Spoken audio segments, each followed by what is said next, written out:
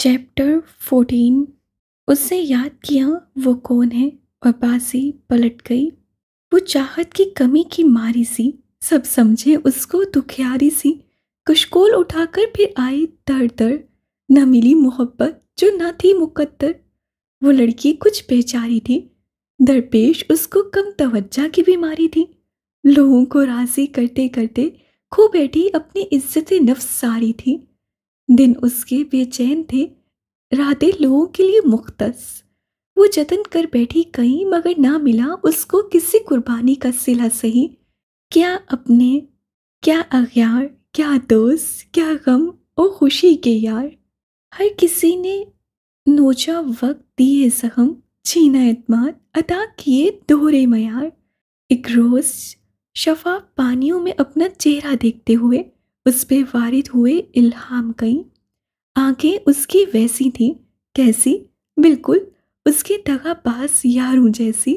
होंठ उसके वैसे थे, कैसे, बिल्कुल उसके रयाकार खानदान जैसे।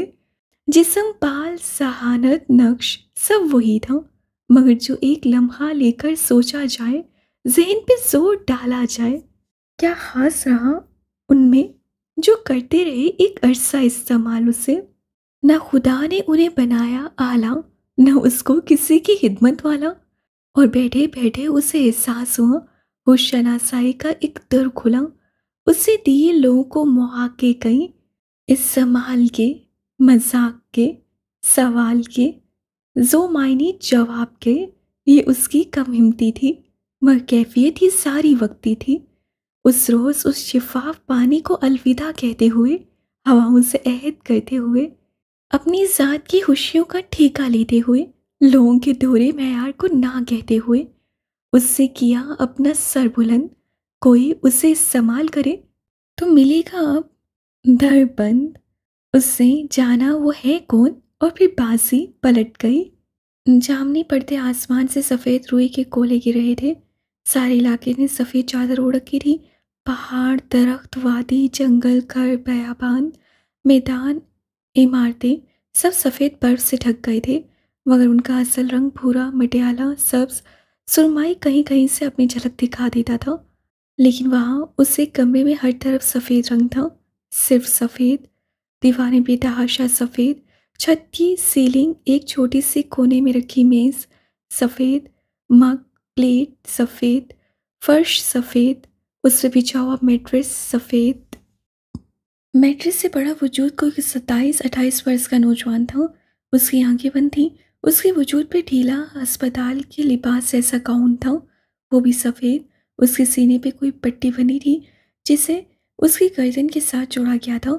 उसके मैट्रेस की दाईं तरफ एक सफ़ेद प्लेट रखी थी जिसमें हमरंग ग़ज़ा थी।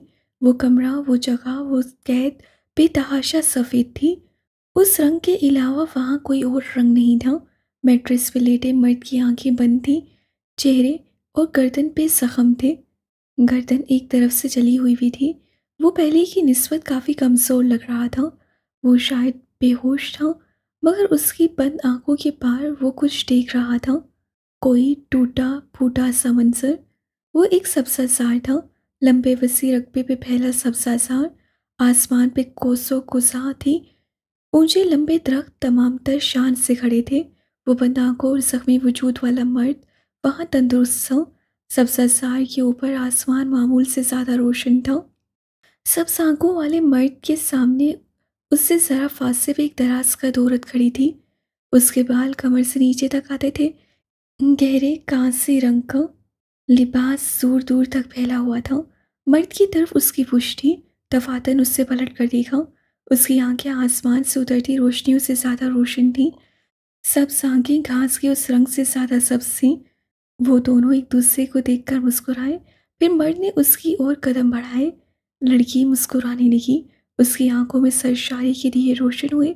वो बेतहाशा खुश लगती थी। शबनम के कतरों से गीली घास पे वो पैर धरते हुए उसकी ओर बढ़ रही थी। मर्द को यूं लगा जैसे कोई उसके सीने पे ठंडी बर्फ रख रहा हो। एक अनजाना सुकून उसके रगों पे में सरायत करता रहा जा रहा था। मगर उसी पल आसमान से आग के शोले उबलने लगे। एक जोरदार धमाका हुआ और उन दोनों के दरमियान जमीन फट गई। आग का दरिया बन गई। लड़की के लिबास को आग ने पकड़ा। लिबास चल रहा था। सब आंखों वाला मर्द उसकी तरफ जाना चाहता था, मगर आग का वो दरिया उसके और लड़की के दरमियान था। वो उस ओर भागा। आग, आग, बस आग हर तरफ से, हर कहीं से फैलती चली गई। सुनहरी आंखों वाली लड़की उसकी नज़रों से ओझल हुई, मगर ओझल होने से कबल वो पूरी तरह खाकसर हुई थी। उसका पूरा जिस्म भस्म हुआ था। उसकी आंखों में तकलीफ थी और ख्वाब यखलक टूट गया। मैट्रेस से पड़े वजूद की आंखें एक झटके से खुल गईं। सब आंखों के पर्दे जुदा हो चुके थे और उसका हाथ बेख्तियार, बिला इरादा अपने दिल तक आया था। उसके सीने की दाईं तरफ सुनहरी आंखें, उनकी तकलीफ, वो वजूद। हाँ, उसे याद था। उसे वो सब शनासा लगा। वो दूरी, वो कर्ब, उसके वजूद को भस्म करती वो आग, उसे सब महसूस हुआ था। वो दिल का सुकून थी, दिल से जुड़ी हुई। और मेहदी सरवर गंभीर 15 दिन बाद मुकम्मल होश में आया था, तो उसे पहला ख्याल सीनिया हाकिम का आया था। दूसरा एहसास दर्द का था जो उसके सीने में उठा था। ऐसा दर्द उसने आज तक महसूस नहीं किया था। ऐसी तकलीफ तो पहले कभी नहीं हुई थी। उसे सांस लेने की कोशिश की, उसे सांस नहीं आया। कोई तकलीफ थी जो उसके सीने में पंजे काट कर बैठ गई थी। उसकी आंखों में पानी भरने लगा। दर्द बदरीज बढ़ता जा रहा था और उसका सारा वजूद जामिद होता जा रहा था। जिस्म में चोटियां रिंग रही थी। उससे कराहने की कोशिश की, वो करा नहीं सका। दर्द ऐसा था कि वो करवट तक नहीं बदल पा रहा था और उसी दर्द ने उसके जहन को एकदम बेदार किया था। एक झमक्के से उसके आगे मंजर खुलता चला गया। उसके आसपास दाएं बाएं हर तरफ सिर्फ एक रंग था, सफ़ेद, बस मौत जैसा सफ़ेद। मेरी की आंखों में ये रंग चुभ रहा था। कैस, उसके लबों से बेहद धीरे से एक लफ्ज़ अदा हुआ। कैस, किधर हो? उसका तनफ्फुस फूल रहा था, आंखें बह रही थी और वो किसे पुकार रहा था। अगर ये उस पर इदराक हो जाता तो मेरी गंभीर मौत कबूल कर लेता, ये पुकार नहीं। कैस, भाई। अह, वो कराहने लगा। मान उससे कोई चाप सुनी। पसीने से दर्द उसके वजूद का रुआ रुआ समात बन गया। दर्द की शिद्दत को सहते वो किसी की आमद का मुंतज़िर था, शायद उसी का जो उसके हर खुशी और गम का साथी था। सफ़ेद रंग के दरवाजे को धकेल कर कोई अंदर आया। मेरी ने पलकें झपकते हुए उसे देखने की कोशिश की। उसके जूते कोरे सफ़ेद, उसके जिस्म पे लंबा काफ्तान सफ़ेद, उसके सर पे बंधा कपड़ा भी सफ़ेद। वो चंद लम्हों के अंदर अंदर उस सफ़ेद रंग से बेजार हुआ था। वो लंबा चौड़ा वजूद किसी मर्द का था। कराख तासुरात, लब सीधी लकीर में बंद, हाथ में सफ़ेद रंग का एक मेडिकल बॉक्स था। वो मेहदी के करीब आकर बैठा। दर्द से थोड़े होते मेहदी ने कुछ पूछने की, किसी सवाल की कोशिश की, मगर नहीं, ये इस दुनिया का बेहद मुश्किल काम था। वह मेहदी की आंखों पे सफ़ेद पट्टी बांध रहा था। वो छटपटाया, कराहा, मगर उसकी ताकत सामने वाले मर्द की ताकत का मुकाबला नहीं कर सकती थी। अगले चंद लम्हों में उसने अपने सीने पर किसी के हाथ चलते महसूस किए। वहाँ कुछ चिपचिपा था। वहाँ कोई माँ था जिसका रंग सुर्ख था और नौवारद अपने अपने असीर को इस रंग से आशनाई नहीं दे सकता था। नौवारा ने सुर्ख माँ उसके जख्म पे उंडेला, सफाई की, पट्टी दुरुस्त की और अब उससे चंद गोलियां निकालकर उसके मुंह में रखी। चारों ना चार होने निकल गया। सीने में दर्द था, सो वो वहीं रहा। इतनी मजम्मत करोगे तो तुम खुद को तकलीफ दोगे। तुम्हें ऐसा नहीं करना चाहिए। मेरा भाई कहाँ है? उसे बुलाओ। मुझे ये कमरा बदलवाना है। बुलाओ उसे। ये कौन सा अस्पताल है? वो वजूद अपना सामान समेट रहा था। यहाँ इस कमरे में उस डब्बे से निकलने वाला वो वाहिद सामान था जिसमें रंग थे, सफ़ेद के अलावा कोई और रंग। गालपन उसकी आंखों पे पट्टी इसीलिए बांधी गई थी ताकि वो इस रंग को ना देख सके। कुछ ही पल बाद वो मेहदी की आंखों से पट्टी हटा चुका था। अगले कई मिनट में मेहदी के सीने में उठता दर्द थम गया था। वो अब भी अजीब नजरों से उस कमरे को देख रहा था। ये कमरा इतना सफ़ेद क्यों था? तुम फिक्र मत करो, मैं तुम्हें तकलीफ में नहीं रहने दूंगा। ये सारी तकलीफ बहुत जल्द खत्म हो जाएगी। तुम कौन हो? बहुत देर बाद उसे दरवाजे की तरफ जाते देख मेहदी ने सवाल किया। कैस, कहाँ है? अल्फाज टूट टूट कर उसके लबों से अदा हुए। मैं यहाँ क्या कर रहा हूँ? लंबे तड़ंगे वजूद ने पलट कर उसे देखा। कैस को भेजो, मुझे उससे बात करनी है। कौन सा अस्पताल है? मुझे क्या हुआ है? मेरी बीवी कहाँ है? तुम मेहदी गंभीर हो, मैं तुम्हारा मौलेज दोस्त मसीहा। 15 दिन कबल तुम्हें गोलियां लगी थी, उसके बाद से तुम यहीं हो। तुम्हें कई बार होश आया, लेकिन आज तुम मुकम्मल होश में आए हो। उससे पलटकर मेहदी को देखा। सर तासुरात में कोई फर्क नहीं आया था। कोई गैस गंभीर नहीं, कोई जीनिया हाकिम नहीं। अब से ये तुम्हारा घर है। मैं तुम्हारा वाहिद खानदान हूं और मैं ही तुम्हारी मौत। उम्मीद है हम अच्छा वक्त गुजारेंगे। तुम कौन हो? मुझे यहाँ क्यों लाए हो? क्या चाहिए तुम्हें? उससे सीधा होकर बैठने की कोशिश की। चेहरे पे ताज्जुब था। मैं जरकून काज़मी हूँ। तुम्हें यहाँ लाना सजा है। मुझे क्या चाहिए? इससे तुम्हें कुछ हासिल नहीं। और ये सब तुम्हें इसलिए बता रहा हूँ क्योंकि तुम बहुत जल्द सब भूल जाओगे। अपनी आखिरी यादें संभालने की कोशिश जरूर करना, मेहदी सरवर कम्बीर। उसके अंदाज में कोई वार्निंग थी जो मेहदी गंभीर के अंदर तक उतर गई। वो कहकर मुड़ गया। मेहदी जैसे सन्नाटे में रह गया। उससे एक मरतबा फिर आसपास देखा। सफ़ेद, सफ़ेद, सफ़ेद, सफ़ेद, बस सफ़ेद। उसकी आंखें भारी होने लगी। वो यकीन नहीं करना चाहता था, मगर नहीं, उसे यकीन नहीं आया। मेरा भाई कहाँ है? कैस? वो अब भी जिससे भाई पुकार रहा था उससे कतई इल्म नहीं था। वो शख्स इंसान कहलाने के लायक भी नहीं। तुम्हारा भाई यहाँ से कई 100 किलोमीटर दूर है। उसे याद मत करो, बल्कि कुछ ही वक्त में तुम खुद सब भूलते चले जाओगे। वो बार बार यही क्यों दोहरा रहा था? जरकून की आवाज़ पलट कर आ रही थी। मेरी गंभीर का दिल सुकड़ कर फैला था। खौफ के साए हर ओर गहरे हुए और उससे वो सवाल किया जो वो नहीं करना चाहता था, जो आंखें खोलते ही एक लम्हे को उसके जहन में आया था और उसे झटक दिया था। ये कौन सी जगह है? अल्फाज टूटे बिखरे थे। आंखों में खौफ था। जरकून ने उसे देखा। आंखें महसूस अंदाज में फैली। वाइट रूम, सफ़ेद दुनिया में खुश आमदीद। वो कहकर उसके तासुरात देखने के लिए भी नहीं रुका। मेहदी गंभीर जो कोने के बल उठने की कोशिश कर रहा था, पूरी तरह जमीन बोस हुआ। चेहरे से सारा खून किसी ने चूस दिया था। अब उसका चेहरा सफ़ेद था, बिल्कुल उस कैद की तरह। अस्पताल के कमरे में बीप बीप की आवाज़ से, खिड़ी हुई ब्लाइंड से शहर कायद की चकाचौंध कर देने वाली रोशनियां नजर आ रही थी। बिस्तर पे तकियों की मदद से लेटा वजूद गैस गंभीर का था। बेड की दाईं तरफ फरियाम खड़ा था। गैस का चेहरा जर्द था। शर्ट के ऊपरी 2 बटन खुले थे और आंखें सुर्ख पड़ रही थीं। डॉक्टर अब गैस से कुछ कह रहा था। वो अपने हाथ पे लगी ट्रिप की सुई पे नजर जमाए हुए था। कम्बीर साहब, अव्वल तो जो आपके साथ हुआ है उससे आपका नर्वस ब्रेकडाउन भी हो सकता था, या फिर आपका दिमाग बहुत बुरी तरह मुतासिर हो सकता था। कुछ चीज़ें दिमाग के लिए सह जाना और प्रोसेस करना बहुत मुश्किल होता है। आपके केस में आग, किसी करीबी की मौत या फिर ऐसे ही कोई सूरत हाल आपको ट्रिगर करती है।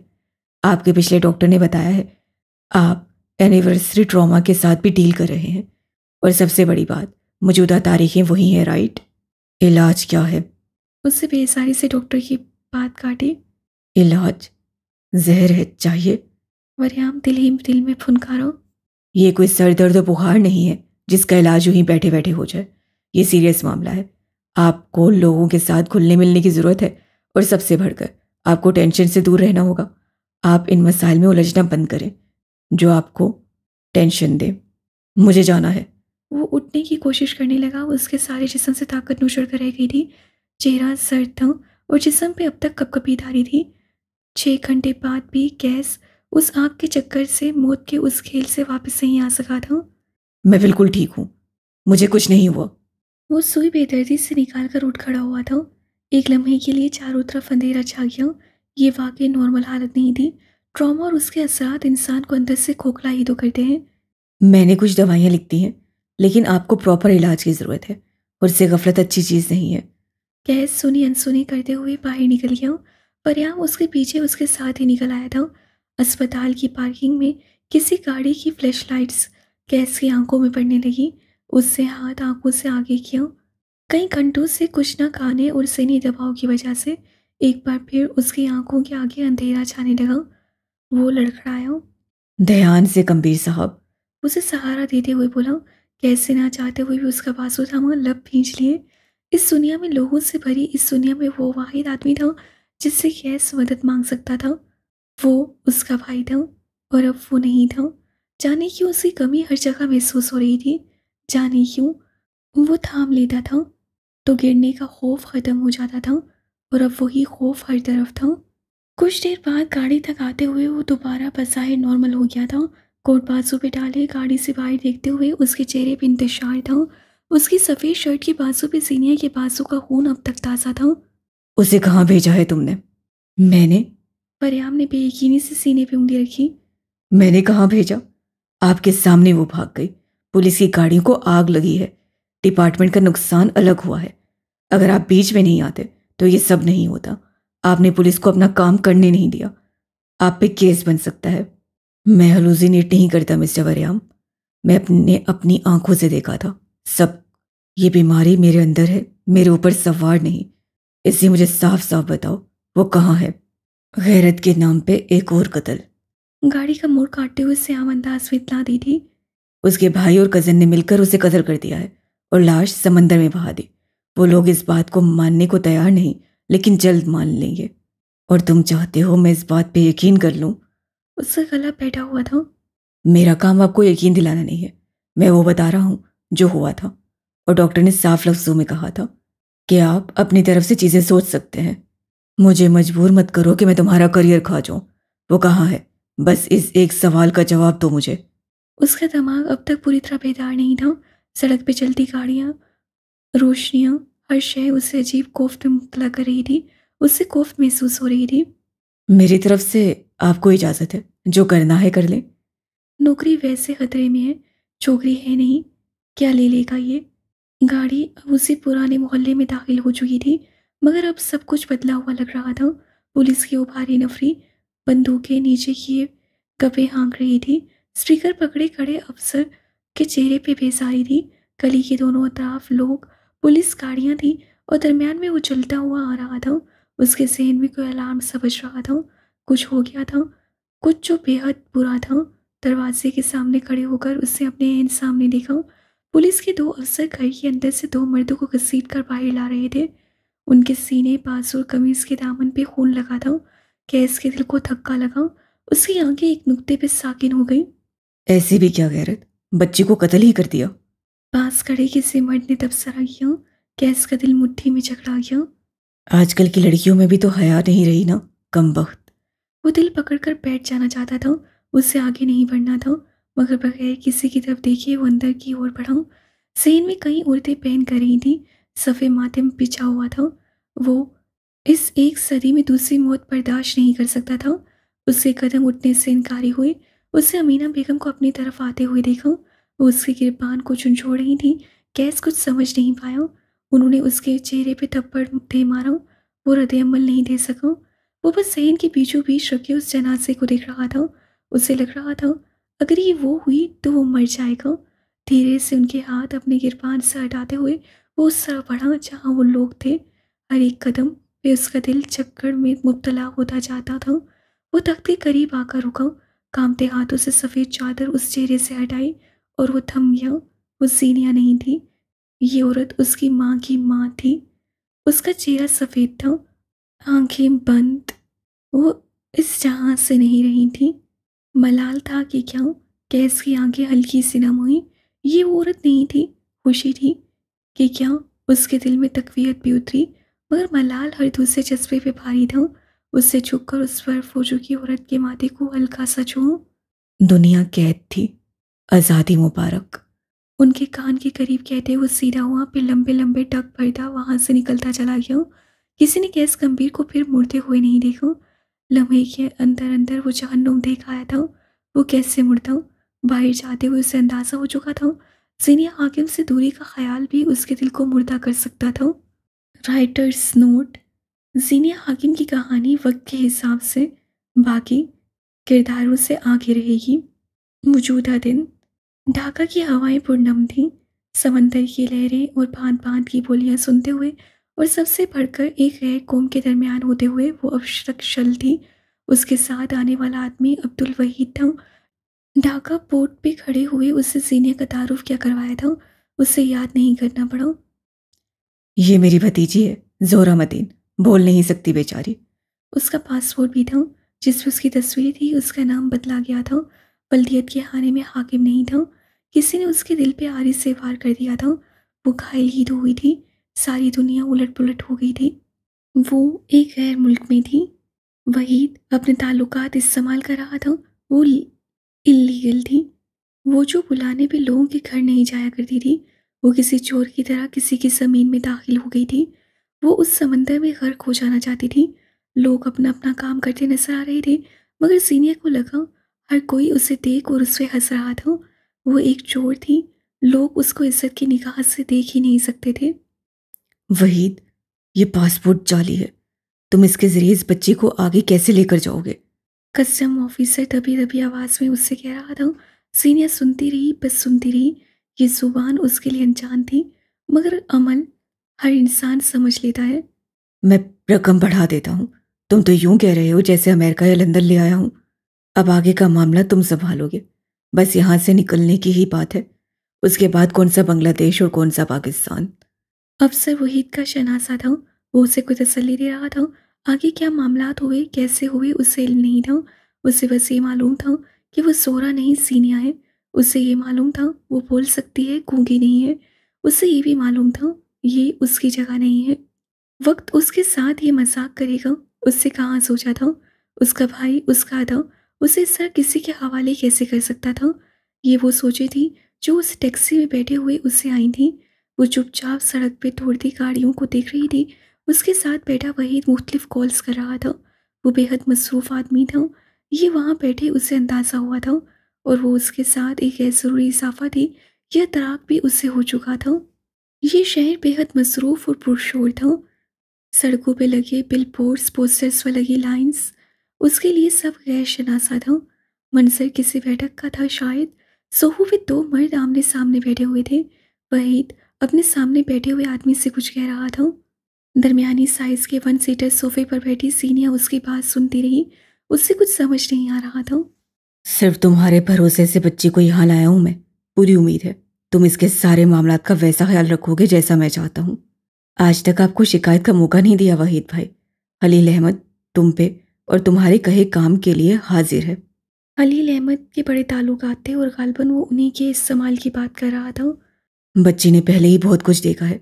मैं तुमसे उम्मीद रखूंगा कि वो मजीद कुछ ना देखे। चाय की प्याली लबों से लगाते हुए वहीद ने इजाफा किया। खलील ने उसकी बात पर एक बार फिर यकीन दहानी करवाई। उस बैठक से निकलने के बाद सफ़र एक बार फिर शुरू हुआ था।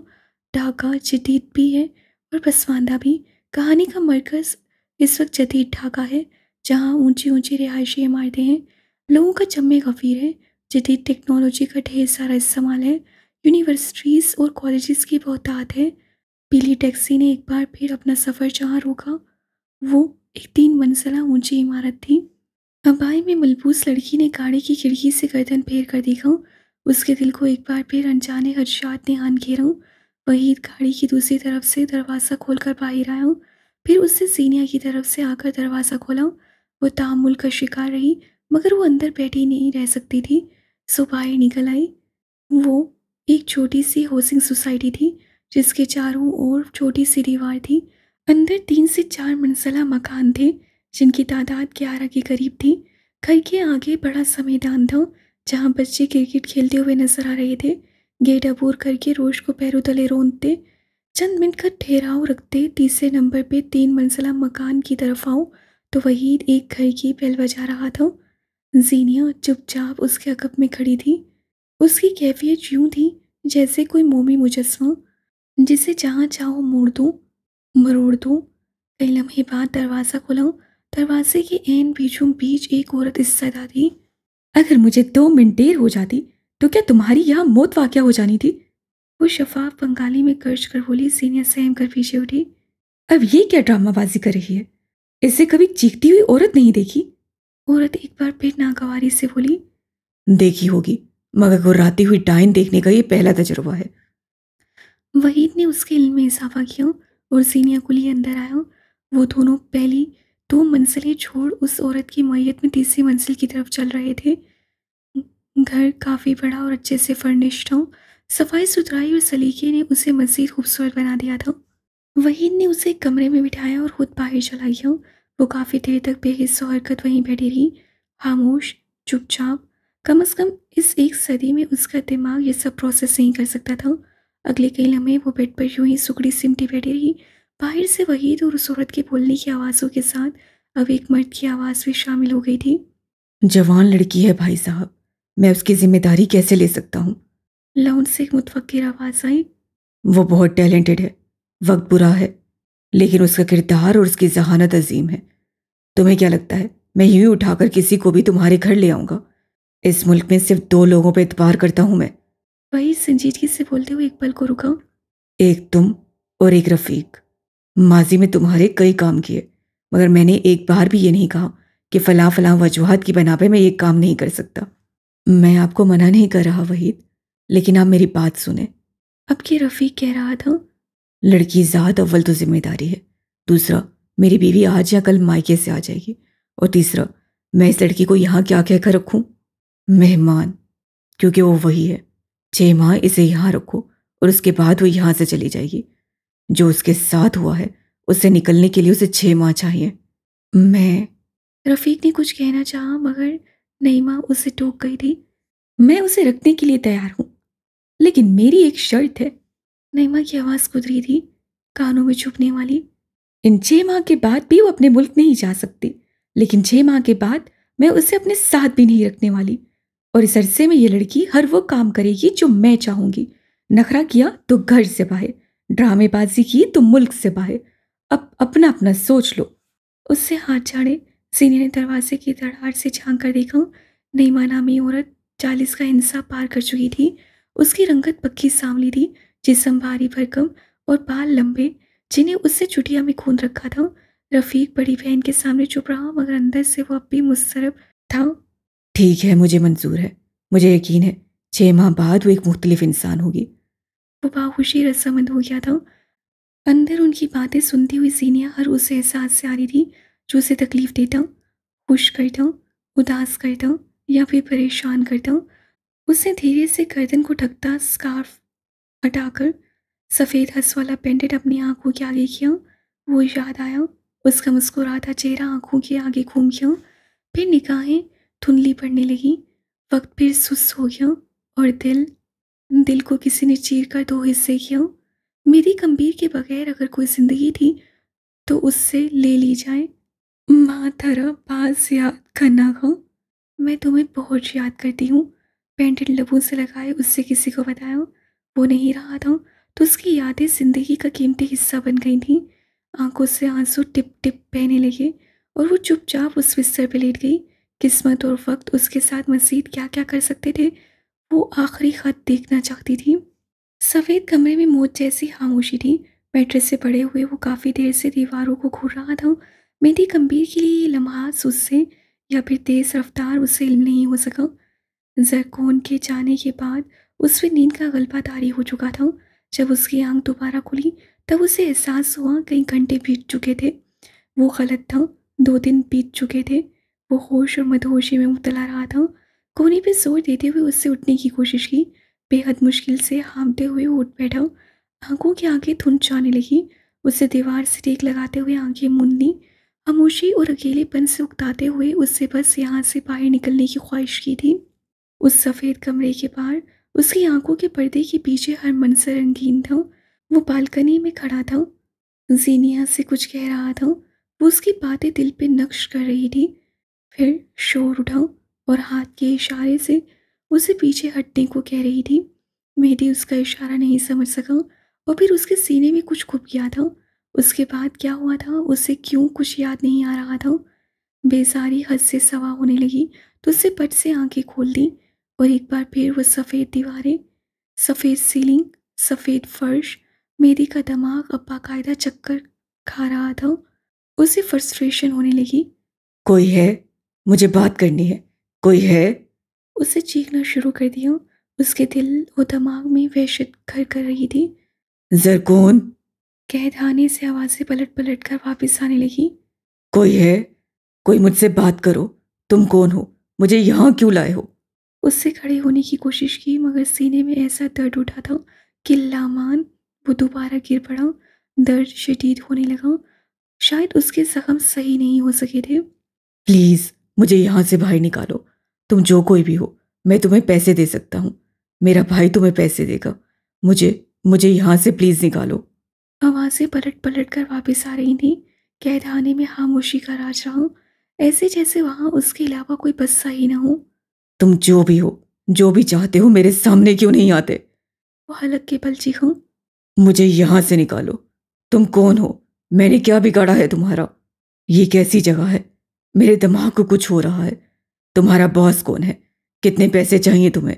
मेरे पास बहुत पैसे हैं, तुम रकम बताओ। कोई जवाब ना आया तो वो थक कर सीधा लेट गया कि अब मजीद चिल्लाने की सकत नहीं रही थी। उसके सीने में हर पुकार के साथ दर्द उठ रहा था। उससे खौफ आ रहा था, हर शय से और मौत से। कितने मिनट गुजरे, कितने लम्हे बीते, उसे अंदाजा नहीं हुआ। मगर उसे तेजी से उठने की कोशिश की। जब दरवाजे के पट आपस में जुदा हुए और सरकोन हाथ में ट्रे लिए अंदर आया। आराम से, आराम से। उठने की कोशिश मत करना, तुम्हारे जख्म अभी हरे हैं। उसे सफ़ेद रंग की ट्रे मैट्रिक्स के करीब रखी। सफ़ेद सादा चावल, हमरंग ग्लास में दूध। मेरी पागल होने लगा। उसे इस रंग से जैसे वहशत हो रही थी। वो अपने बाल नोचने के करीब था। तुम कौन हो और मुझसे क्या चाहते हो? तुम जो चाहते हो, जो कहोगे, मैं वो सब करूंगा। बस प्लीज मुझे यहां से निकालो। खाना खाओ, फिर बात करते हैं। उससे बच्चों की तरह पुचकारने लगा। मुझे नहीं खाना, मुझे बस यहां से निकालो। तुम जो चाहोगे मैं तुम्हें वो सब दे दूंगा। अगर तुम खाना खाओगे तो कोई बात होगी, वरना मैं तुमसे कोई बात नहीं करना चाहता। मेरी ने सबसे आंखें बंद करके खोली। ओके। यकलफ्सी रजामंदी दे दी। जरकौन मुस्कुराया, फिर चावलों का चम्मच भरकर उसके मुंह के करीब ले गया कि मेरी अपने हाथ को इतना ऊंचा नहीं लेकर जा सकता था। घर जाकर क्या करोगे? वो उसे देखते हुए नरमी से पूछने लगा। मेरा घर है, मेरा खानदान है, बीवी है, उन सबको मेरी वापसी का इंतजार होगा। वो कतरे चिढ़कर बोला। ऐसा तो बिल्कुल नहीं है, तुम गलत सोच रहे हो। उससे दूध का गिलास उसके लबों से लगाया। मैं चाहे कुछ भी सोच रहा हूं, लेकिन आखिर तुम मुझे मेरे घर क्यों नहीं जाने दे रहे? ये कैसी जगह है? मैं यहाँ क्यों हूं? तुम बहुत बेसब्रे हो। चीजें और भेद वक्त लेते हैं। उससे एक बार फिर दूध का गिलास मेरी की तरफ बढ़ाते हुए कहा, जिसे उससे झटक दिया। गिलास नीचे गिर गया। मैं तुम्हें कुछ बताने आया था, लेकिन तुमने मेरा मूड खराब कर दिया है। अब तुम थोड़ी देर मजीद इंतजार करो। वो उठ खड़ा हुआ। मेरी का दिल हलक में आया था। उससे एक बार फिर उठने की कोशिश की, मगर नहीं उठ सका। कुछ सीना चीरने वालों से कहे, ये जख्म सिल भी जाए तो निशान और दर्द बाकी रह जाता है। तुम ऐसे नहीं जा सकते, तुम्हें मुझे बताना होगा क्या हुआ है। वो उसे जाते देख ऐसे आने अंदाज में चीखूं। मेरी बीवी कैसी है? कहाँ है वो? बताओ मुझे। जरकौन उस कमरे से निकल आया। बाहर वसी रकबे पे फैला शाहाना दरबार सा था। कितार दर कितार कमरे थे और सच शुक्र वहाँ रंग थे। सफेदी दम तोड़ गई थी। वहाँ कई वर्कर नारंगी रंग के वर्दी पहने, कई कार्टन्स उठाए यहाँ से वहाँ काम करते नजर आ रहे थे। लिफ्ट्स की पीप पीप की आवाज़ें, कार्ड्स के स्वाइप करने की सदाएं और एक सिविल अफसर की हिदायत स्पीकर में गूंज रही थी। यहाँ जिंदगी बेहद मसरूफ थी। सरकों ने बेसारी से अपना सफ़ेद काफ्तान वहीं गिरा दिया। यहाँ से वहाँ आगे पीछे लोग थे। कोई सफाई करता नजर आ रहा था तो किसी के हाथ में कपड़े के रोल से। निगाहें घुमा कर देखो तो इमारत एक वेयर हाउस था। कैसम और बेंस कलेक्शन का वेयर हाउस। इस्लामाबाद से कुछ फासले पे मरी के करीब एक खाली और सुनसान जगह पे वाकया उस वेयर हाउस में कपड़ा स्टोर किया जाता था।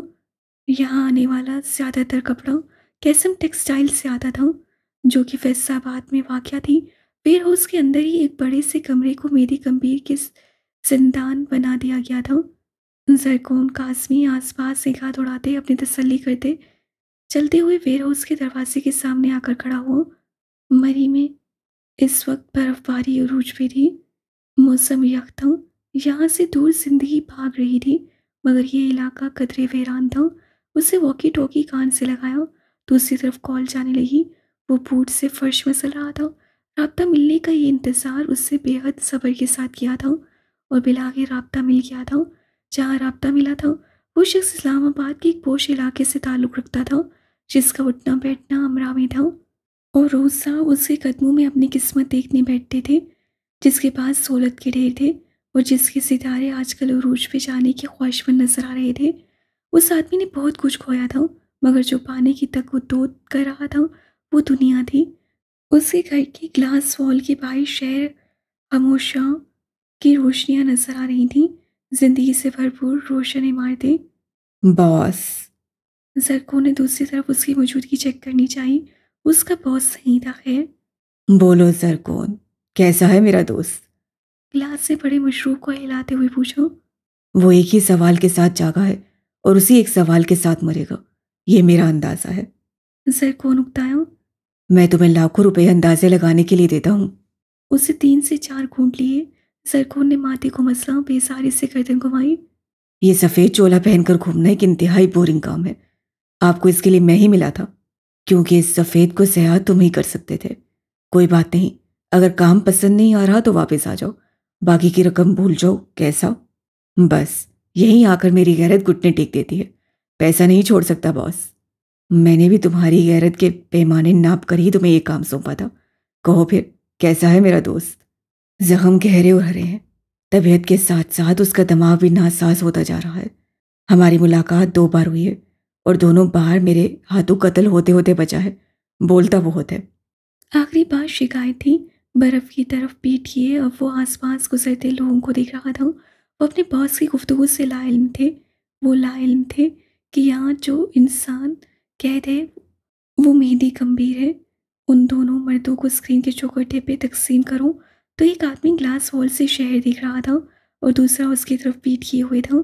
2 मुख्तलिफ लोग, मगर उनका मकसद एक ही। उसे बताओ उसकी बीवी कहाँ है? उसके भाई ने उसके साथ क्या क्या किया है? उसकी बीवी ने कितने मर्दों के दरमियान कितना वक्त गुजारा है? और उसे बताओ उसके अपने भाई ने कैसे उसका सीना छलनी किया है। मशरूब लबों से लगाते हुए बराक हनीफ ने मदद मुस्कुराहट से कहा। कई बार हम जिसे अपनी कहानी का विलन समझ रहे होते हैं वो असल में बस एक प्यादा होता है। कैस गंभीर। 31 दिसंबर की रात एक प्यादा था। बादशाहत उस रोज़ बराक हनीफ के हाथ थी। प्यादा मगर हुक्म का गुलाम ना था। वक्त, हालात और वाक़यात को एक बादशाह की तरह अपने हक में तब्दील किया था। बराक चेहरे पे कई मुअल्लम चढ़ाकर भी मुनाफिक बन सकता था, दोगला भी, पीठ पीछे वार करने वाला भी, मगर उसका बाप उसके बारे में बेहद दुरुस्त था। ये आदमी बादशाह नहीं बन सकता था। शायद ये उसका बख्त नहीं था। अब इसे सब बता दूं, लेकिन उसे टॉर्चर करने का मजा ही अभी शुरू हुआ था। उस दरवाजे की टेक छोड़ी वो पूरी तरह बदमजा हुआ था। एक सयाह और एक्सट्रोवर्ट आदमी एक सफ़ेद कमरे में बंद है, रंग और लोगों से दूर। फिक्र मत करो, तुम्हें बेहद मज़ा आने वाला है। उसे बताओ और मुझे अपडेट करो। Roger boss. जरकोन के चेहरे से कुल्फत गायब हुई। वैसे एक बात बताए, मारना था ना, मार देते, जिंदा क्यों रखा? दूसरी तरफ बराक के चेहरे पे एकदम कुछ डर आया था। आंखें अज़ा में डूबी, दिल में गम के साए गहरे हुए। वो अगले कई लम्हे बेहद खामोश रहा। फिर उसकी मदम आवाज़ सुनाई दी। मौत बेहद आसान है जरकौन कासमी, मुश्किल तो जिंदगी है। वो जिंदगी जिससे रंग रुस्सत हो जाए, मोहब्बत के रंग। जरको ने लुकमा दिया। बराक की आंखों के आगे से आंखें आईं। उससे सर झटका, दिल को टपटा। जो गुजर गया सो गुजर गया। मुझे जल्द अपडेट करना। मतवासन अंदाज में कहकर उससे कॉल काट दी। फिर छोटे छोटे कदम लेता वो स्लाइडिंग डोर पार करते हुए पूल की तरफ आया। पानी में कोई अक्स बनने लगा था। अक्स फिर मंजर बना और मंजर में बराक के वजूद ने गोते मारे। और जब सर उठाया, आसपास देखा तो बहुत कुछ था जो उसका और तुम्हारा मुंतज़िर था। जानना चाहते हो क्या? 31 दिसंबर की रात से कुछ दिन कबल इंसान कहानी को तरतीब देता है, मगर ट्विस्ट के लिए खुद को तैयार नहीं कर पाता। तुम मेरी एक बात समझ जाओ हबीब, मैं तुम्हारी कोई मदद नहीं कर सकूंगा। इंटरकॉम उठाते हुए उससे बेसारी से दोहराया। दूसरी तरफ कनेक्टेड कॉल पे हदीबा ने गहरी सांस ली। मेरी मदद अब मैं भी नहीं कर सकती, लेकिन मैं उन्हें छोड़ नहीं सकती। ये तुम दोनों का मामला है, तुम मुझे क्यों बीच में ला रही हो? स्केच पे पेंसिल फेरते वक्त आर्ट से बोला। आर्टिस्ट अपने काम में मुदाखलत बर्दाश्त नहीं कर पा रहा था। फिर आपका मामला जेर बहस ले आते हैं। कैस गंभीर के कत्ल की साजिश कर रहे हैं ना आप? वो बड़े आराम से उसके सर पे धमाका कर गई, पर आके हाथ से पेंसिल छूट कर गिरी। उसे तेजी से कॉल काटी और दरवाज़ा खोलकर तेज तेज कदमों से शाकरा के केबिन की तरफ कदम लिए। उसके चेहरे के रंग गायब हो गए थे। उससे कुछ फासले पे खड़े हुए उसे देखा। हदीबा केबिन के ग्लास से टेक लगाए बाजू सीने पे बांधे उसे देख रही थी। उसकी आंखों में कुछ था कि बराक सारे का सारा साकित हो गया। हदीबा चलते हुए आई और उससे करीब आकर रुकी। उसकी आंखों में कुछ अजीब था। अंदर चलकर बात करें बराक हातिम। उसे लगा था वो सांस नहीं ले पाएगा। वो ठहर कर उसे देखेगा। साकित बेसांस हदीबा ने उसके बाजू में अपना बाजू डाला और उसके साथ कदम उठाए। बराक को यूं लगा जैसे वो उसी के सहारे चल रहा हो। वो तो बेजान हो चुका था। ऑफिस में सोफे पर बैठे हुए एसी की ठंडक में भी उसे पसीना आने लगा। तुम्हें कैसे पता चला? उसके सामने छोटे से स्टूल पर बैठे हुए हदीबा मुस्कुराई। उसकी आंखों में सोगवारी की एक अलग दास्तान थी। आपकी माँ का कत्ल हर रात से पर्दा उठा गया था।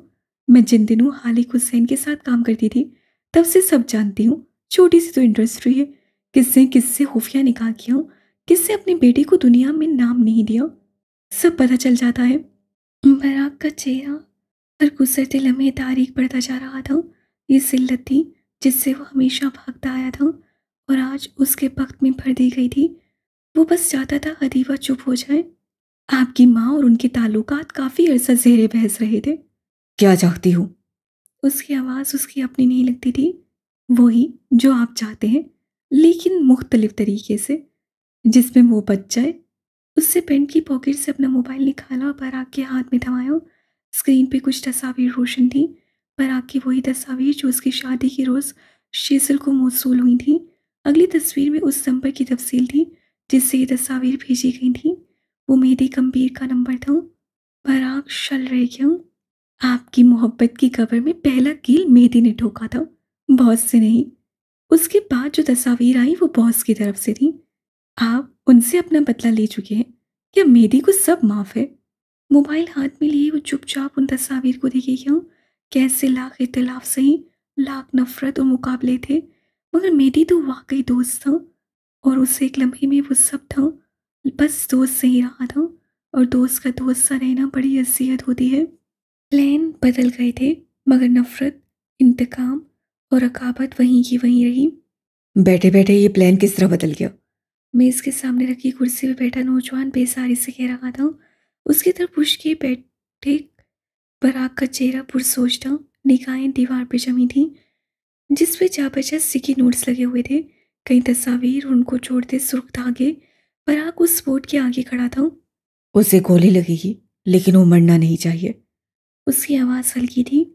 वो फार्म हाउस में कहीं भी होगा, उसे गोलियां लगेंगी, मगर वो मरेगा नहीं। और पुलिस हमारी माँ है ना, जिसको लाश नहीं मिलेगी और वो हमारे पीछे भी नहीं आएगी। कमरे के अंदर आता इंस्पेक्टर वकार अहमद नागवारी से बोला। बराक हनीफ के बचपन का दोस्त और कानून का बिका हुआ सिपाही। पुलिस को लाश मिलेगी, जली हुई लाश। फार्म हाउस में आग लगेगी, वजह शॉर्ट सर्किट। लाश किसी लावारिस की होगी। पानी की तरह पैसा बहाओ और लाश ले आओ। तुम पोस्टमार्टम रिपोर्ट को भूल रहे हो बराक? वकार ने उसकी तवज्जो एक अहम मसले की तरफ मबसूल करवाई। पोस्टमार्टम रिपोर्ट कातिल का अमालनामा होती है। फर्ज करो और किसी लावारिस लाश को प्लांट कर भी दिया जाए तो 2 मिनट के अंदर अंदर पता चल जाएगा कि उसकी मौत की वजह क्या थी। और अगर वो गोलियों से ही मरा हो तब भी पता चल जाएगा उसकी मौत का वक्त क्या था और उसके चलने को कितने घंटे हो चुके हैं। साइंस बहुत आगे जा चुकी है।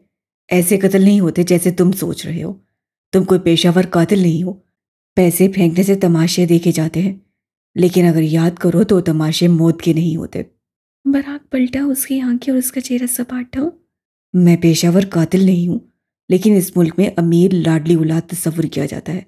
डॉक्टर खरीद सकता हूं, पूरे का पूरा अस्पताल खरीद सकता हूं। मैं बराक हनीफ लोगों के ईमान भी खरीद सकता हूं।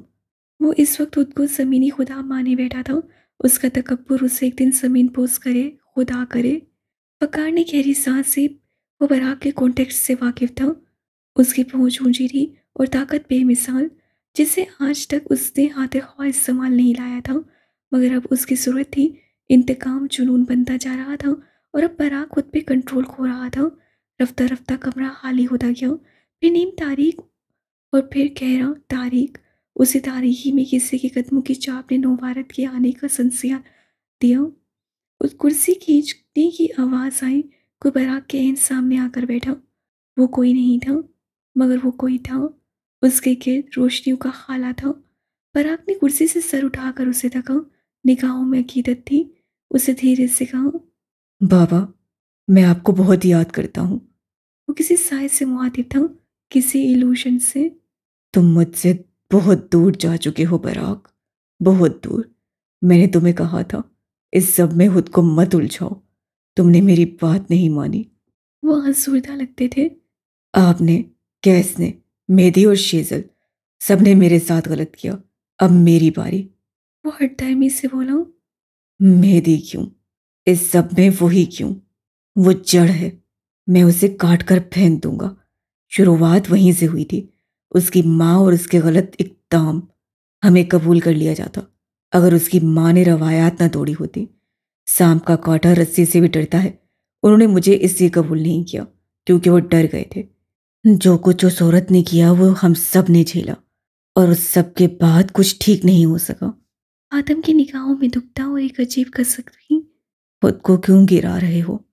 जो तुम्हारे पास है वो बहुत है, ज्यादा की ख्वाहिश क्यों है तुम्हें? वो कोई इल्यूशन नहीं था, वो वराग का लाशौर था। ज्यादा कहाँ है बाबा? वो उठकर रोशनी के आले के करीब आया।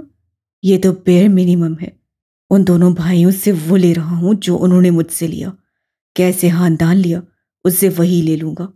मेहदी ने मेरी मोहब्बत ले ली, मैं उससे उसकी मोहब्बत ले लूंगा, हिसाब बराबर। वो एक लम्हे को रुका, सर निगाहों से अपने बाप को देखा। आपने मुझसे मेरे हक लिए, मैं आपसे वो लूंगा जिसका तस्वुर भी नहीं किया होगा। बहुत हो गया ना, सहने की ताकत खत्म हो गई है। नुकसान महज तुम्हारा होगा। अब्दुल्ला बादशाह है, तख्त उसके कदमों से कहीं नहीं जाएगा। तुम प्यादे हो, वही रहोगे। बरात ने आंखें बंद कर ली, कानों पे हाथ रख लिए। वो उस आदमी को नहीं सुनेगा, नहीं देखेगा। इल्यूशन टूट गया, फिर खत्म हो गया। उससे सुनी अनसुनी कर दी। और कहानी जब यू टर्न लेती है तो कई बार सोच से ज़्यादा बदल जाती है। फिर प्लान रद्दी, तावीलें झूठ, और क्लाइमेक्स शुरू। फार्म हाउस के सामने ज़ेरे तामीर इमारत की खिड़की में वही नौजवान बैठा था जिसे तुम एक बार पहले पराग और वकार के साथ देख चुके हो। उससे राइफल स्टैंड में सेट कर रखी थी। अब वो जेब से एक पुड़िया निकाल रहा था। उसमें सफ़ेद सरात थे जिन्हें वो खिड़की में रख रहा था। फिर जेब से चाबी निकालकर सरात पीसे, फिर चेहरा झुकाकर नाक से सरात अंदर खींचे, और अगले लम्हे उसकी दुनिया बदल गई। जिस्म हवा से ज़्यादा हल्का हुआ, दिमाग में बेइंतहा खुशी भरने लगी, और जिस्म में ताकत सी महसूस हुई। वो वापस आकर स्टूल पे बैठा, वॉकी टॉकी कान से लगाया। टारगेट मेरे एन सामने है, बालकनी में खड़ा है वो। ऑर्डर दें बॉस। दूसरी तरफ अपने कमरे में बैठा बराक एक बेहद मुख्तलिफ इंसान लग रहा था। उसका चेहरा सर्द था, बाल बिखरे हुए, और उसका सारा जिस्म पसीने में भीग रहा था। निशाना दुरुस्त रखना, वो मरना नहीं चाहिए। पता नहीं क्यों, मगर वो नहीं चाहता था मेहदी मरे। पहला कत्ल मुश्किल होता है, या शायद वो ताल्लुक के बाकियात थे। उसका दिल दाईं तरफ है, गोलियां बाईं तरफ लगनी चाहिए। वो मुझे जिंदा चाहिए। Roger boss. उससे राब्ता मुनक़ता किया, और दूरबीन अपनी आंखों के आगे फिक्स की। अव्वल तो अपना हत्फ देखा, मगर फिर रुख घुमाया, लोग देखे, फिर उठ खड़ा हुआ और खिड़की के आगे आकर खड़ा हुआ। यहाँ से उससे गैस को देखा जो साकित निगाहों से बालकनी को तक रहा था। स्याह, सुर्ख, सफ़ेद। आह, वो एक तिकोन था। वो वापस स्टूल तक आया, और अब उसकी उंगलियों ने एक नया नंबर मिलाया। वो गैस गंभीर का नंबर था। पार्टी में खड़ा शख्स अब मोबाइल कान से लगा रहा था। तुम्हारे भाई को गोली मारने का पैसा मिला है मुझे, लेकिन मैं उसे छोड़ सकता हूँ। वो दो उंगलियों के दरमियान अपनी दाढ़ी के बालों को नोचते हुए बोला, आंखों में चमक थी। अगर तुम मुझे उस रकम के बदले डबल रकम दे दो तो मैं उसे छोड़ सकता हूँ। कहो, फिर छोड़ दूँ या शूट कर दूँ? गर्दन ढलकाए, वॉकी टॉकी कान से लगाए और निशाना लिए हुए वो आखिरी बाजी खेल रहा था। बस जरा से पैसे और वो कुछ भी कर सकता था। ये थे प्यादे के प्यादे। कम से कम बादशाह बेवफा लश्कर नहीं रखता। कहो, फिर छोड़ दूँ या शूट कर दूँ? उसने दोहराया। कैस चुपचाप बालकोनी की तरफ देखता रहा। वो मेहदी को अपने हाथों से मार सकता था, और मारने वाला भी था, मगर वो उस गुरूर को कैसे तोड़ता जो उसकी आंखों में था। और इस वक्त उन दोनों को एक दूसरे के रूबरू, एक दूसरे के लिए खड़े देख कैस को अपना आप पाश पाश होता महसूस हो। कहो, फिर छोड़ दूँ या शूट कर दूँ? तुम्हारे पास अब भी वक्त है, अपने भाई को बचा लो। वो जिसे जंग में अपनी तरफ से मलका बनाकर लाया था, वो सुर्ख लिबास वाली अप्सरा उसे दगा कर चुकी थी। कैस से जो खोया था उसकी भरपाई नहीं हो सकती थी। ये प्लान वो मुतवक्का कि उसका प्लान नहीं था, क्योंकि आज शाम तक वो सदमे में था। चंद घंटों के अंदर अंदर कत्ल प्लान नहीं होते, मगर प्लान हुए कत्ल पे मोहर लग सकती है। और ये काम वो कर सकते हैं जिनके अंदर इब्लीस बसे हों। छोड़ दूं या शूट कर दूं? शूट। यक लफ्ज़ी हुक्म, दस्तबरदारी, सफाकी या फिर सरकलमी। उस लम्हे, उस वक्त कैस गंभीर ने अपने भाई पे दस्तबरदारी दी, क्योंकि अब वो उसे माफ़ नहीं कर सकता था।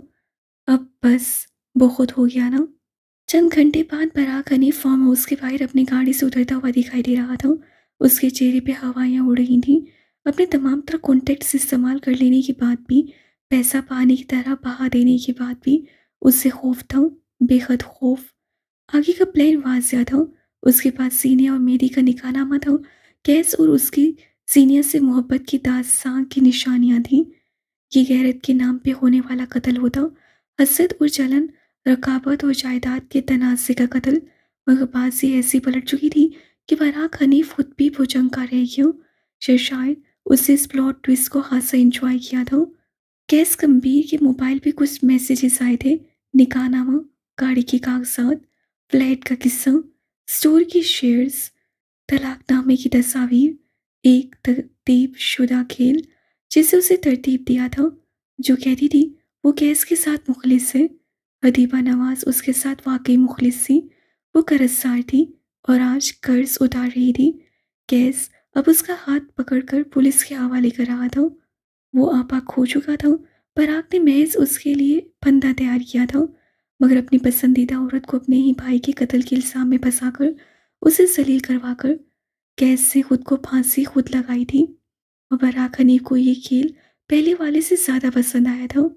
मेरी को जिंदा रखकर उसे टॉर्चर करना, ये उसका ख्याल था, जिसे अमली जामा वक्त ने पहना दिया था।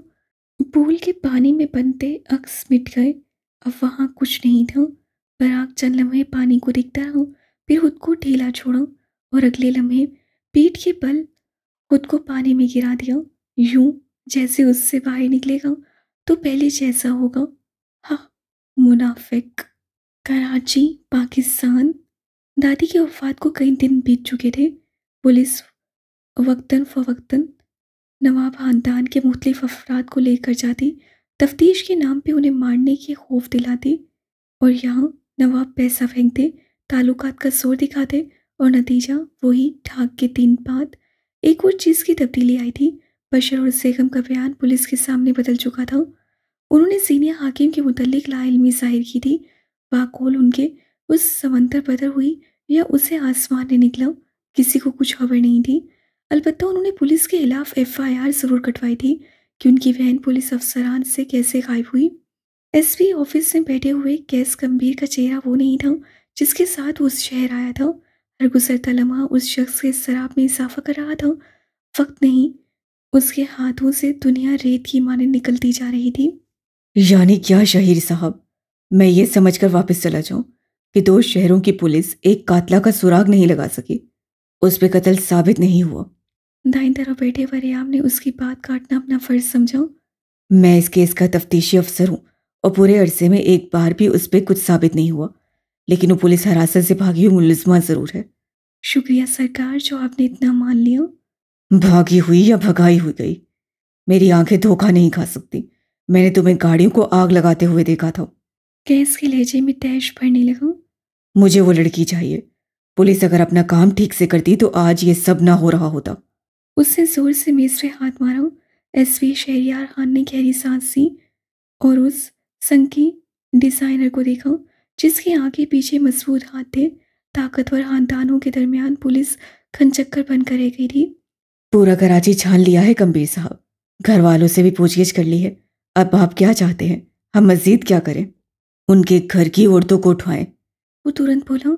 जिस लड़की के मोबाइल से आखिरी बार जेगम को कॉल और लोकेशन आई थी उसे उठाएं। जिनके साथ आखिरी बार जीनिया को देखा गया उसकी बीवी उठाएं। मेज पे दोनों हाथ रखते हुए वो आगे हुआ।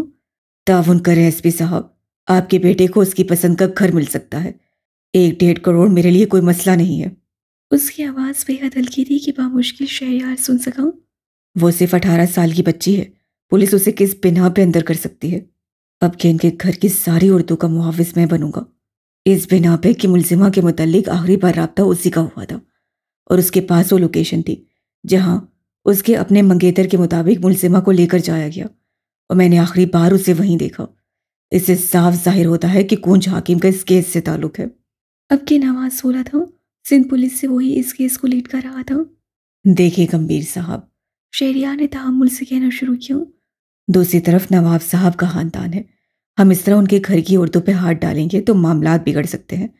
मैं आगे भी जवाब दे हूं, 2 बड़े बड़े खानदानों के दरमियान हम पिस कर रह जाएंगे और नवाबों को कौन बताएगा कि ये आपके हुक्म से हुआ है? कैस उसी के अंदाज से बोला। फरियाब ने आगे घुमाई। अल्लाह की कसम मैं बताऊंगा। चंद सिपाहियों को भेजे, आप पे कोई बात आए तो कह दीजिएगा मेरा ऑर्डर नहीं थे। सिपाही चंद दिन के लिए सस्पेंड कर दीजिए। ये सब इतना मुश्किल तो नहीं है एसपी साहब, और ये मत भूले आपके पीछे मैं खड़ा हूं। एसपी उसे देख कर रह गया, फिर बादिक्कत सर को अस्वाद में हिलाया। आपसे ताल्लुकात है गंभीर साहब, आपके लिए कुछ भी। मुस्कुराते हुए कहा। फरियाब ने दांत पे दांत जमा कर सब दिया। 1 करोड़ के घर के लिए ईमान बेच दिया हबीज ने। वो एक बार फिर दिल ही दिल में बोला। कैस के अंदर कुछ तकवीयत उतरी, वरना कोई उससे पूछता। जब कराची की हर गली कूचे हर जगह उसे ढूंढता फिर रहा था, तब उसकी हालत क्या होती थी। रफ्ता रफ्ता खौफ दिल में कुंडली मार रहा था, उससे कहीं नहीं देख पाएगा क्या। एसपी ऑफिस से बाहर निकलकर कराची के कई बाजार, मोहल्ले, गलियां, बंगले लताड़ कर उस ट्रिपल स्टोरी घर में आऊं तो वहां खामोशी का राज था। हर कोई अपने अपने कमरों में घुसा पैकिंग करता हुआ नजर आ रहा था। इस शहर को अलविदा कहने का वक्त आ चुका था। वो बुरी लड़की जिससे खानदान की इज्जत पे पट्टा लगाया था, वो अब नहीं रही थी। अब तो दुनिया उस खानदान को सर आंखों पर बिठाएगी। सर्दियों की उस उदास शाम में वो छत की दीवार से टेक लगाए बैठी थी, आंखें मूंद रखी थी, जिनसे आंसू बहकर उसके चेहरे को गीला कर रहे थे। बाल बिखरे हुए और हुलिया बेतरतीब था। कूंज हाकिम का वाहिद सहारा, उसके गमों में शरीक, उसकी मसीहा औरत, और वो शफीक लम्स उससे खो गया था। ऐसे जैसे दुनिया हाथों से सिरक गई हो। दफातन उसने किसी की मौजूदगी महसूस करते हुए आंखें खोली और सर उठाया। वो नर्म नजरों से उसे देख रहा था। कूंज की पलकों पे ठहरे आंसू, मतवारम आंखें। जेगम के दिल को कुछ हुआ था। उसे देखकर मजीद रवानी से रोने लगी। इस तरह कोने खुदरों में छुपकर रोने से कुछ नहीं होगा, हालात का मुकाबला करना सीखो। वो मजीद तेजी से रोने लगी। सेगम चुपचाप उसे देखता रहा। वो मेरे लिए सब कुछ थी, मेरी माँ, मेरा बाप, मेरी दोस्त। मैं क्या करूंगी उनके बगैर। बल बल बहते आंसुओं के दरमियान वो बामुश्किल बोल सकी। सोना, जागना, उठना, बैठना, मेरा तो सारा दिन उनके साथ था। मैं क्या करूंगी। ऐसा कैसे हो सकता है। वो उसके सामने फांसी पे आलती पालती मारे बैठ गया। कूंज के शिकवे सुने, उसे रोते हुए देखा। गुस्सा, ख्वार, गम, वो लड़की जो इतने दिनों से सब सह रही थी, सब आहिस्ता आहिस्ता दिल से निकल गया। जाने वाले वापस नहीं आते कूंज, उनका जाना इसी तरह तय था। हमारे खानदान ने बहुत कुछ झेला है, तुम खुद को इस तरह कमजोर मत करो। ये वो वक्त है जब तुम्हें याद करना है तुम कौन हो। और कौन हूं मैं। वो बुरी तरह मुश्किल हुई। मैं एक आम सी लड़की हूँ, हालात का मुकाबला करना नहीं आता मुझे, वक्त से लड़ना नहीं आता। मैं चीजों से, हादसात से जल्दी मूव ऑन नहीं कर सकती। मैं सीनिया हाकिम नहीं हूँ। आखिर में वो चीख कर बोली। क्योंकि तुम कूंज हाकिम हो। उसे धीरे से कहा। तुम वो हो जिसे एक ब्लैकमेलर से अपनी जान छुड़वाई। दादी सिर्फ इतना जानती थी कि तुमने उससे कहा था कि अगर वो चाहे तो तुम्हारी तस्वीर लीक कर दे, लेकिन मैं कुछ और भी जानता हूँ। वो रुका, उसकी आंखों में कोई मुस्कुराहट उभरी थी। तुम्हारे पास फरिया की तस्वीर थी और तुमने उसे कहा था कि जिस दिन तुम्हारी तस्वीरें इंटरनेट पे आई उसी दिन फरिया की तस्वीरें भी हर मोबाइल की जीनत बनेगी। कूंज छिप गई। वो कहता रहा। तुमने पूरे 1 साल किसी से फोन कॉल्स पे बात करने की आदत को निकाला क्योंकि वो एक गलत काम था। तुमने तकलीफ झेली, बेचैन हुई, लेकिन तुमने दोबारा उस लड़के से कांटेक्ट नहीं रखा जो तुम्हारा मंगेतर था। दुनिया की नज़र में तुम गलत नहीं थी, लेकिन तुमने अपना ज़मीर बचाया। बात सिर्फ ये है कि तब तुम साबित कदम थी, तब तुम फोकस थी। दुनिया की नज़रों में जीनिया मजबूत है तो कमज़ोर कूंज भी नहीं। बस फ़र्क ये है कि वो हालात गुजर जाने के बाद रोती है और तुम पहले। तुम दोनों जैसी लड़कियों का कोई मुकाबला नहीं है। तुम बस मुख्तलिफ हो, कोई आला नहीं, कोई कमतर नहीं। आधी दुनिया गूंज है, आधी जीनिया बस। उससे जैसे हतमी फैसला किया। वो चंद लम्हे उसे देखती रही। वो कहाँ है सेगम?